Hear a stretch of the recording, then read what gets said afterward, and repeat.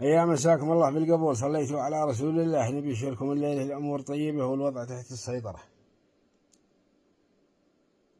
قلت لكم قبل أيام إني ما هلا خليت متغفله بن متغفله يجي للوادي يسقي معين بطاط ومكوسه. اليوم اتصال ومشينا على الاتصال، قلنا بالمشي لك الاتصال، لكن مرة ثانية راح بتستاجر طايره وبتجي للوادي. قال ابشر يا ابو نايف ونعتذر عن اي ازعاج وسنعيد يعني صفحتك الى حالتها الطبيعية واعلاناتها وارباحك الى بقيعتها. قلنا ردهن ولا قدك داري وش انا ماسك عليك. قال ابشر ابشر ولا بات الا تمثيل ليله لا تضحك.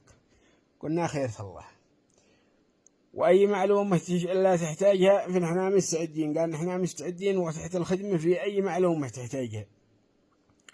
قلنا له اسمع ثراني بنشر مقاطع، حد لخالي وحد لعمي وحد لجدي وحد يعني لصاحب وحد ما ولا يعني ناس معارف يعرفهم شخصيا، ما يبلغوا عليها هذه، ما يبلغوا شيء على المقاطع حقتهم اللي بنشر في صفحتهم.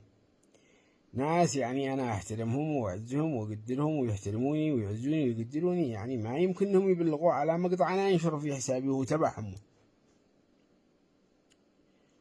وانت يعني فعلت لي حظر وقلت 3 شهور بسبب مقاطع أنا أعرف يعني صاحبها معرفة شخصية، إنسان محترم ما بيبلغ عليه. وفي شخص ثالث استغل الموضوع وقدم لكم بلاغ وانتوا فعلتوا لي حظر. وش هذه المرفالة هذه معك يا مدغفلة؟ وش هذه المرفالة معك؟ شيبات تضبط سوقك؟ قال ابشر ابشر اضبط ابوه من الليل هو رايح، لا اضبط ابوه وبازيد اعطيك معلومه من اجل لا احد ايش يكون يستغلك في مثل هذه المواقف وفي مثل هذه المقاطع اللي هي مش خاصة فيك. قلنا الليل اديني المعلومة. المهم لكم اداني معلومة وقال لي لا يقول لحد فيها. قال لا تقول لحد، بس اني الان بقول لكم وخلوه يركب في بندقه 10. قال اي مقطع يا ابو نايف تكون تحتاجه حق خالك ولا حق عمك ولا حق جدك ولا حق صاحبك ولا حق اخوك تنشره في حسابك، خذ الرابط حقه من صفحته، من صفحة اخوك، من صفحة خالك، من صفحة عمك، من صفحة صديقك. اذا قدك عارف ان المحتوى يعني اللي بتنشره المحتوى اصلي خاص فيه، قال خذ المقطع من صفحته مع الرابط. خذ المقطع مع الرابط، مش تأخذ المقطع فقط وتصير تنشره فيه إلا في صفحتك بدون رابط.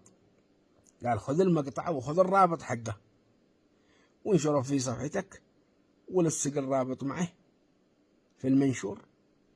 وحتى الشخص نفسه إذا فعل لك بلاغ ولا قدم عليك بلاغ أنك انتهكت حقوق الملكية الفكرية أو حقوق النشر الخاصة فيه، الفيسبوك ما يقبل البلاغ حقه، لأنك ما انتهكت حقوق النشر ولا حقوق الملكية الفكرية، انت ملصق الرابط حقه، حق المقطع حقه. بنراجع نحن المنشور حقك وبنطلع عليه وبندخل بالرابط، وان الرابط يودينا الى المحتوى الاصلي اللي هو خاص بالشخص هذا. فهذه الطريقة تعتبر انها سليمة، وانك ما انتهكت حقوق النشر لهذا الشخص او حقوق الملكية الفكرية لهذا الشخص، لانك نشرت رابط الفيديو الخاص فيه واللي نشره في صفحته في المنشور حقك وفي صفحتك. المهم هذه المعلومة. الآن ازغجوا لكم مقاطع من شقوا طرف، بس يكونوا انسخوا الروابط حقتي ولصقوها في المنشور وخلوا مدغفلها ابن مدغفلها يركب في بندقه 10. تحياتي.